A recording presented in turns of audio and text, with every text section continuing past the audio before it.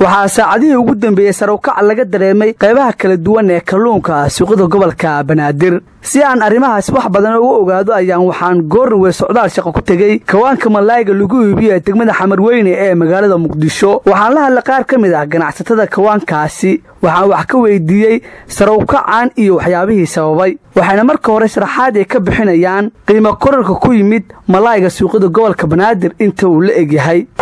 aniga la dhaay Mustafa Xaaji Maki Mustafa Tooki oo ku magac dheeraan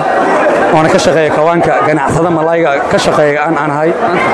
suuqa wallahi waa dawladda ku sarakac ku imaaday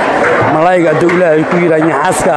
qiimadiisa $4 ayaa la gado ciigno ebelan waxa la gadi jiray $1 bal ilaa $2 la gadi jiray waxa ku soo xiray malayga yumbiga qiimadiisa waxa la gadi jirtay $7 $8 ayaa la gadi jiray hadda $10 ayuu malaya waxa la yiraahdaa Ibrahim Abdullahi Aweys oo ka shaqeeya degmada Xamarweyne gaar ahaan kawaanka malayga waxaan ka shaqeynaa gaangishka ilaa iyo xaaska kiiladii xaaska waxa la gadaa 70,000 kiiladii gaangishkana waxa la gadaa 40,000 laakiin hadeertaan xilliga hadda aan ku jirno xogaa iyo xaaska iyo gaangishkaba ma leh xogaa malay dara ayaa jirto